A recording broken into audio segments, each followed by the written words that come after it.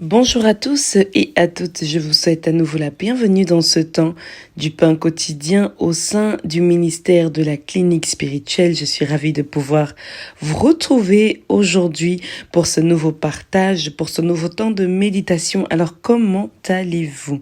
Est-ce que quelqu'un peut dire, même dans sa maison, dans sa chambre, je vais bien, je suis malade, j'ai ci, j'ai ça.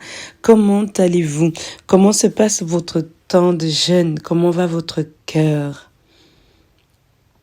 C'est important que nous puissions écouter ce que votre cœur vous dit, parce que la thématique d'aujourd'hui est l'onction et l'amour de Dieu. Le thème de l'amour de Dieu est un thème profond de la foi chrétienne.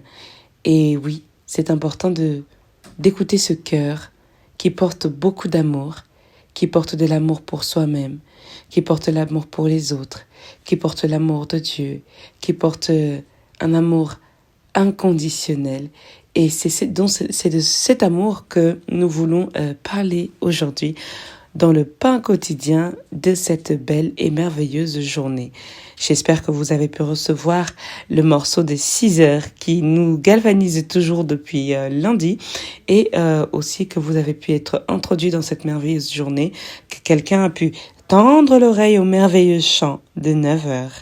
Est-ce que nous pouvons aller dans le pain quotidien? Alléluia, nous recevons la présence de Dieu. Et toi, Seigneur, le parent peut vivre pour notre vie. A Yesus månen tombawam, Mayu simsanuam.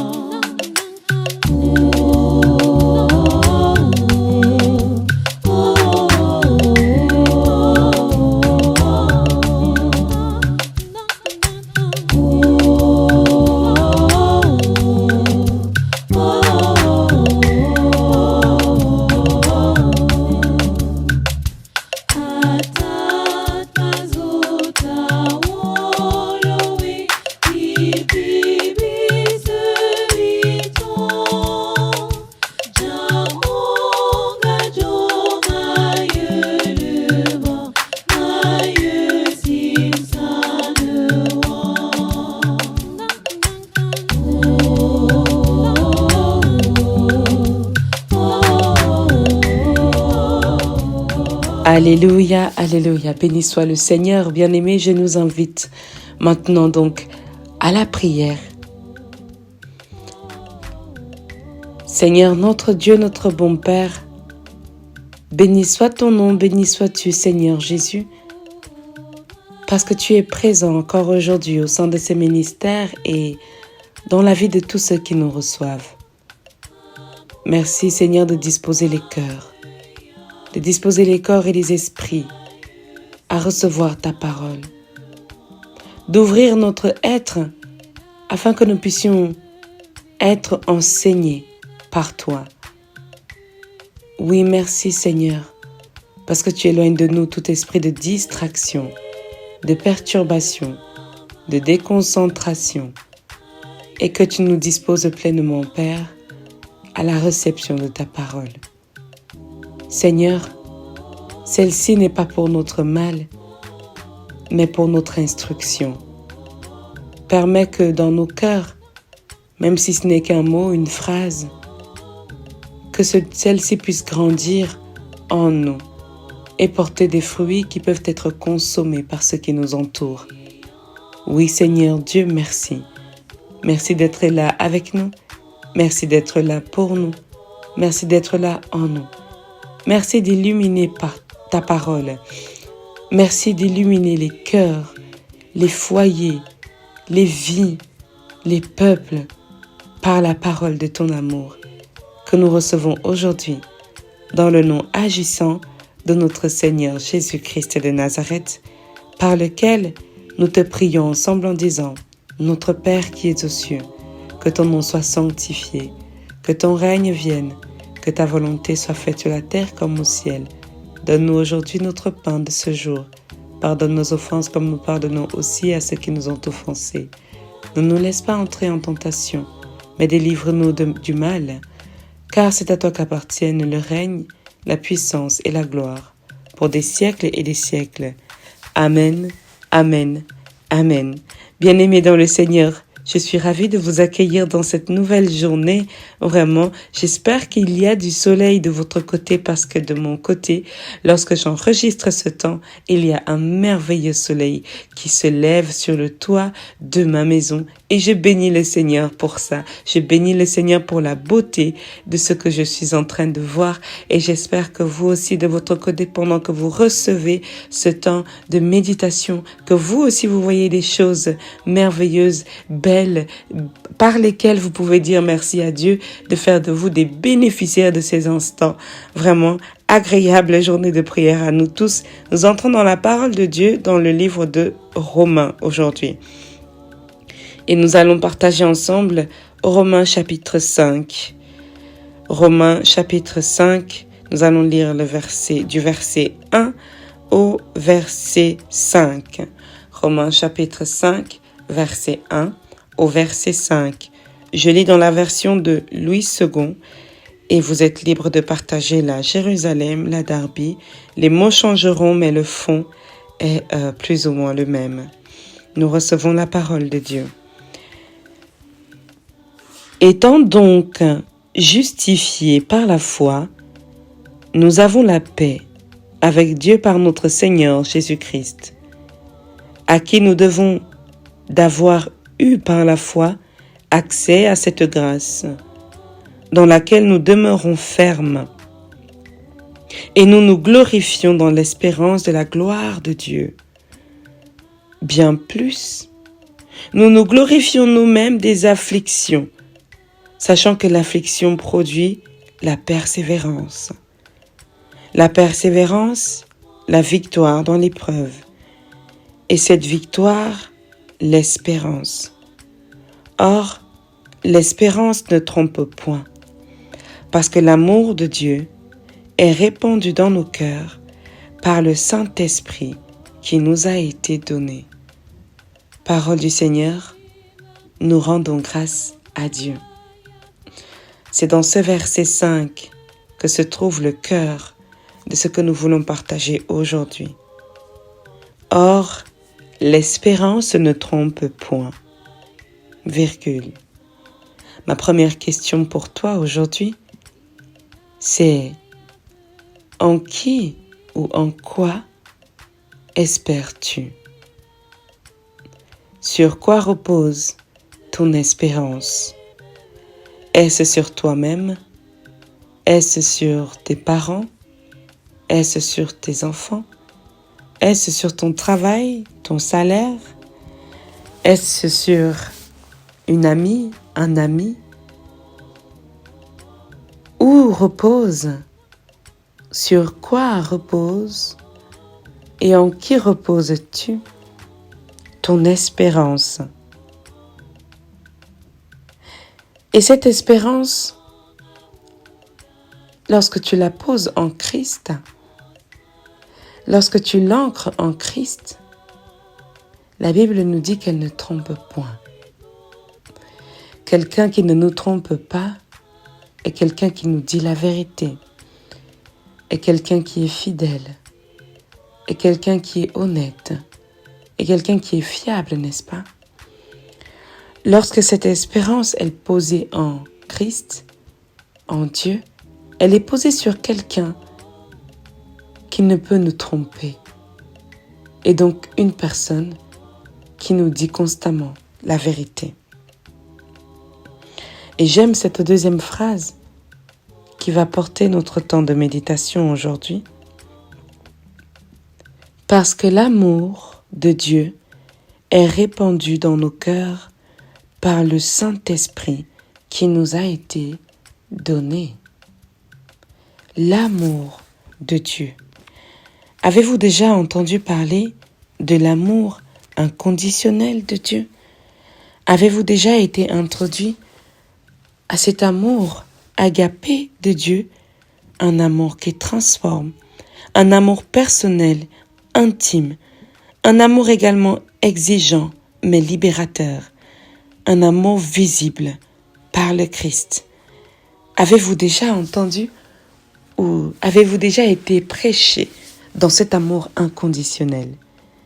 Oui, nous l'avons dit tout à l'heure, dans la foi chrétienne, on parle souvent, n'est-ce pas, de l'amour agapé. C'est un amour parfait, un amour totalement désintéressé, qui ne dépend pas des mérites humains. Dieu aussi nous aime de cette manière, où ce n'est pas toujours une question de mérite, mais parce que c'est dans sa nature à lui de nous aimer ainsi. Cet amour nous est offert à tous, à toi qui te dis insuffisant, à toi qui te dis non, tu ne mérites pas.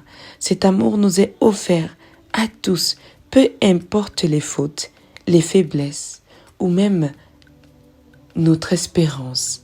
C'est un amour inconditionnel. Est-ce que quelqu'un peut dire Dieu m'aime de manière inconditionnelle? Alléluia.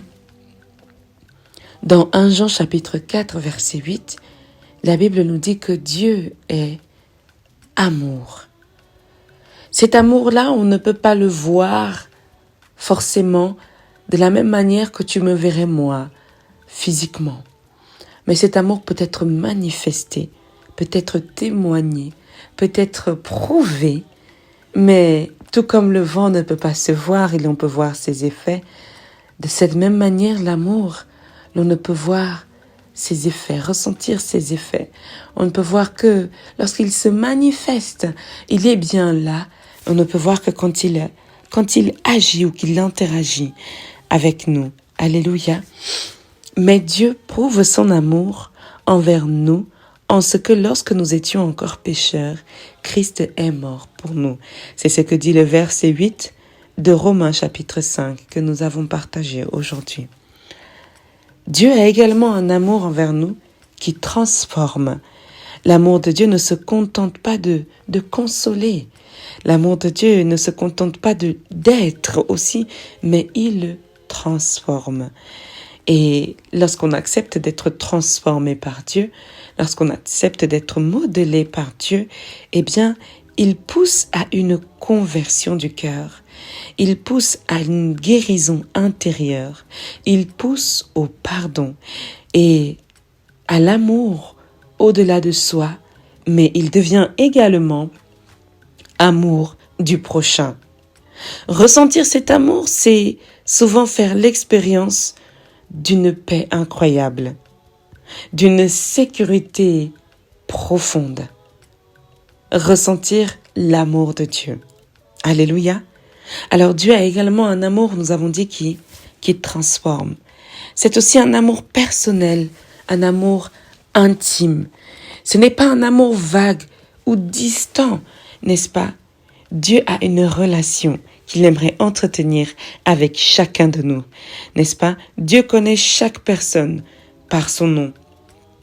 Il connaît tes luttes, il connaît tes combats, il connaît tes rêves, il connaît également tes blessures, il connaît tes facilités et il connaît tes dilemmes.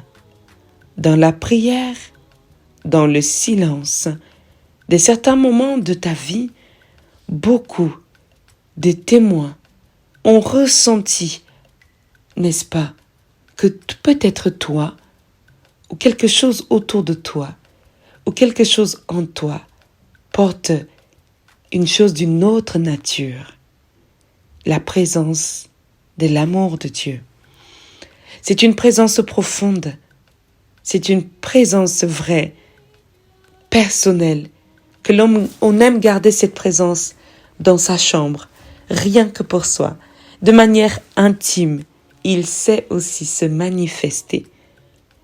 Dieu a également un amour exigeant, mais dans cette exigence, il sait être aussi libérateur. L'amour de Dieu appelle à une réponse, aimer en retour, pardonner, vivre selon la vérité de Dieu. Ceci n'est pas un amour facile, mais il mène à la liberté de notre esprit, parce qu'il libère du jugement, du poids, de la culpabilité ou de la peur. L'amour de Dieu exige parfois que l'on ose être vrai, être nous-mêmes, au-delà de ce qui peut nous faire peur, au-delà de l'emprise, de la culpabilité, il sait nous libérer. Ceci est aussi un compartiment de l'amour de Dieu qui est répandu dans nos cœurs. Oui, cet amour se manifeste également dans le Christ et il devient visible dans le Christ pour nous chrétiens, chrétiennes. Jésus est venu comme l'expression vivante même de l'amour de Dieu, proche des faibles, guérissant et pardonnant, allant jusqu'au don total, au don total de sa vie. Jean chapitre 15, verset 13 nous dit « Il n'y a pas de plus grand amour que de donner sa vie pour ses amis. » Alors, parce que l'amour de Dieu est répandu dans nos cœurs par le Saint-Esprit qui nous a été donné, nous voulons prier aujourd'hui. L'amour de Dieu, ou l'onction et l'amour de Dieu, ne sont pas deux choses dissociées. Lorsque l'on parle du Saint-Esprit, on parle de l'onction, on parle d'une présence qui guérit, on parle d'une manifestation qui agit, qui intervient pour Dieu.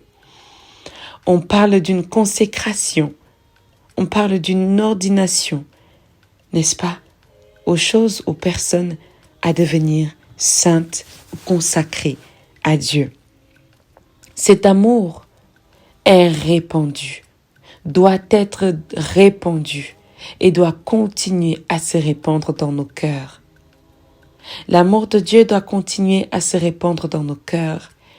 Ceci doit commencer même par tous ceux qui sont consacrés. Nous devons répandre l'amour de Dieu.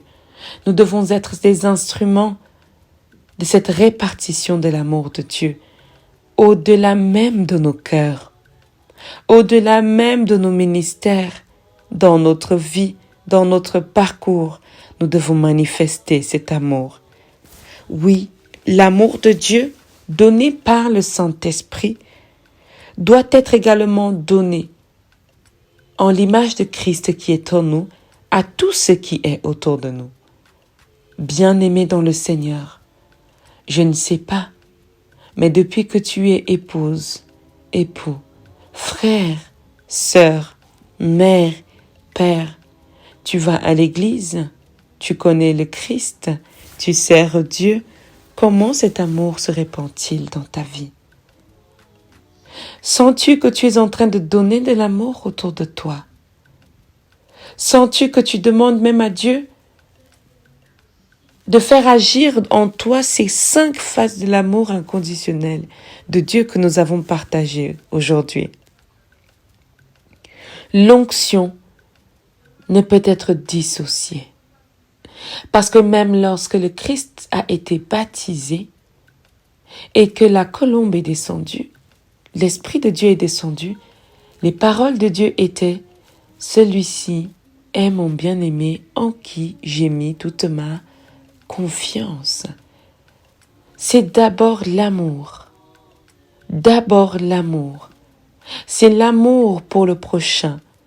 C'est l'amour pour la mission. C'est l'amour pour le Christ qui concrétise également l'onction que nous portons. Si nous n'avons pas l'amour, la Bible dit que si nous n'avons pas la charité, nous sommes comme des cymbales retentissantes. L'amour n'est pas fictif en Dieu. Ce n'est pas un accessoire en Christ. L'amour doit être le corps même. Parce que Dieu a tant aimé le monde et ainsi il a donné son Fils. Il y a d'abord la notion de l'amour de Dieu. Il doit y avoir également la notion de l'amour qu'il y a en toi pour ton prochain. Nous n'avons plus cet amour. Nous perdons cet amour un peu plus chaque jour à cause des épreuves, à cause d'une remarque. Nous lâchons prise, nous disons nous n'allons plus suivre un tel ou une telle à cause d'une phrase. Nous manquons d'amour. Nous séchons dans l'amour. Nous tarissons dans l'amour. Nous sommes dans les combats spirituels. Nous sommes dans un tas de choses, de challenges, de combats, de défis.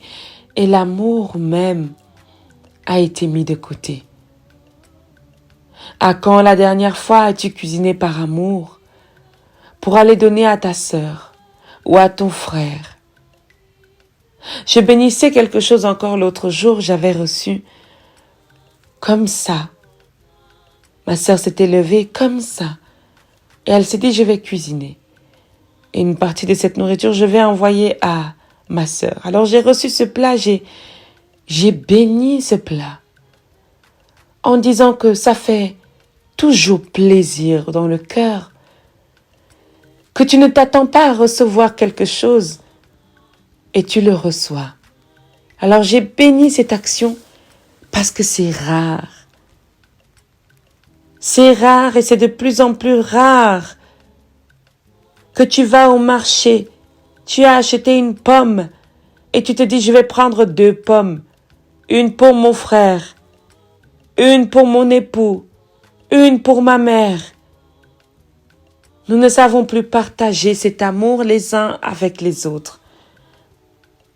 Nous sommes maintenant dans des missions de décantement, d'incantation, de déracinement, et nous ne savons plus pourquoi nous déracinons. Nous ne savons plus que même Dieu, lorsqu'il a envoyé Christ, c'est d'abord par amour. As-tu de l'amour pour cette mission qui t'a été donnée? Es-tu prêt ou prête à le faire par amour? Amour du prochain, amour de Dieu, amour de cette terre dans laquelle tu vis. Nous passons notre temps dans les prédications de finances. Nous passons notre temps dans les prédications des dons spirituels. Mais il nous manque la charité. Il nous manque l'amour. Beaucoup ont prié pour l'onction, je suis sûre. Combien sommes-nous à avoir prié pour l'amour? Pour avoir ce cœur d'amour. Pour avoir ce cœur qui sait penser à l'autre. Pour avoir ce cœur qui sait féliciter l'autre. Pour avoir ce cœur qui sait dire à l'autre, oui, je suis avec toi. Peu importe là où tu iras, je suis ton ami et je suis avec toi. Et rien, ni homme, ni phénomène ne va nous séparer parce que l'amour que nous avons est l'amour que Dieu nous a donné. Combien sommes-nous à faire ce pas? Combien sommes-nous à travailler dans ce sens? Dès que nous avons une difficulté, nous nous rétractons. Nous nous enfermons et nous commençons à nous lamenter. Oh Dieu, oui Jésus, si tu m'aimes, si tu m'as reconnu comme ton enfant, alors tel ou tel ne devait pas me blesser. Quand on est blessé, quand je suis blessé, après avoir essuyé les larmes, eh bien je bénis l'Éternel parce que j'aime sa mission.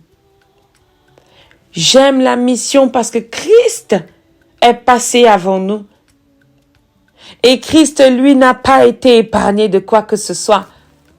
Nous sommes épargnés de beaucoup de choses aujourd'hui. L'affliction, la difficulté, l'oppression est même peut-être vécue différemment.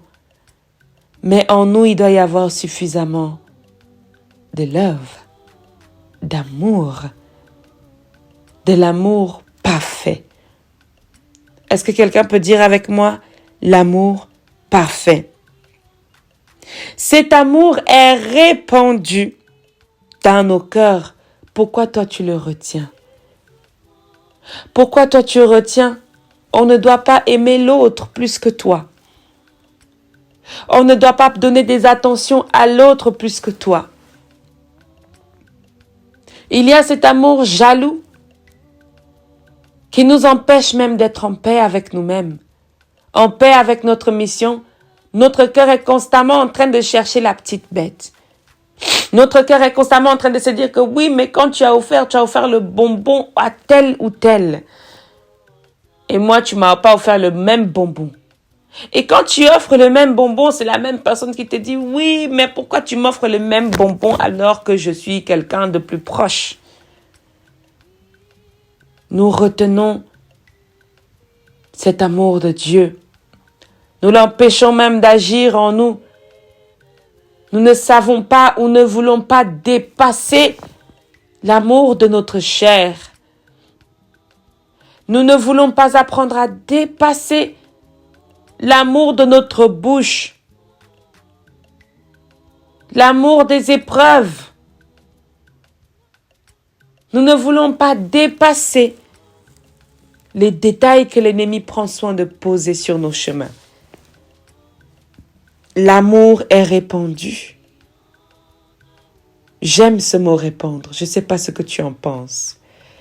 Est-ce que tu aimes ce mot répandre? Est-ce que quelqu'un sait ce que c'est que répandre? Répandre, c'est dispatcher de manière le plus homogène possible. Lorsqu'on répand de la farine sur une surface, on étale cette surface et le terme répandre, c'est lorsque la farine a déjà, n'est-ce pas, envahi tout l'espace et l'espace devient presque tout blanc. Nous sommes des chrétiens d'aujourd'hui où nous ne voulons pas que certaines surfaces soient répandues par l'amour. Et nous voulons que d'autres surfaces soient répandues par cet amour. Nous voulons que seulement notre famille puisse bénéficier de cet amour et l'autre famille de l'autre côté, non. Non, parce que c'est comme ça. C'est ma famille d'abord. N'est-ce pas? Le chrétien aujourd'hui a du mal à travailler sur l'amour de Dieu. Et cet amour qui nous est donné, nous avons dit, n'est-ce pas, de manière gratuite. Cet amour inconditionnel qui ne dépend pas des faits. Mais cet amour exigeant et libérateur qui dépend aussi maintenant de ta réponse. L'onction n'est pas obligée. Tu n'es pas obligé de la séparer de l'amour de Dieu. Ce sont deux choses qui peuvent et qui veulent fonctionner ensemble parce que la Bible dit donc dans ce verset 5 qui a été le cœur de notre partage que l'amour de Dieu est répandu dans nos cœurs par le Saint-Esprit qui nous a été donné. Ne fais pas de l'onction du Saint-Esprit en toi seulement une arme. Fais-y également objet d'amour, tout comme le Christ l'a été pour nous. Mais Dieu prouve son amour envers nous, en ce que lorsque nous étions encore des pécheurs, Christ est mort pour nous. Il l'a fait par amour, par mission, vocation, mais aussi surtout parce qu'il nous a aimés. Parole du Seigneur, nous rendons grâce à Dieu. Bien-aimés dans le Seigneur, nous allons ensemble prier. Et je remercie toutes les personnes qui se sont disposées dans ce temps du pain quotidien à partager ce moment avec le ministère de la clinique spirituelle. Nous prions. Seigneur, nous te bénissons, nous te disons infiniment merci de ce que tu nous parles aujourd'hui, dans ta douceur, dans ton amour, à nous enseigner à savoir répandre l'amour que tu nous donnes autour de nous, de ne pas être dans le jugement, de ne pas être dans la confrontation, de ne pas être dans la comparaison, mais d'être dans cet accompagnement, Seigneur, en nous aimant les uns les autres, comme l'Éternel Dieu nous a aimés. Oui, l'onction de Dieu est une manifestation de son amour. Et merci Seigneur de transformer nos vies par cet amour. Au nom de notre Seigneur Jésus-Christ, que nous avons ensemble prié. Amen, Amen, Amen Bien-aimés dans le Seigneur, je vous souhaite une excellente suite de journées de jeûne et de prière au sein du ministère de la clinique spirituelle. Et je vous dis bien sûr à demain pour un nouveau pain quotidien. Amen.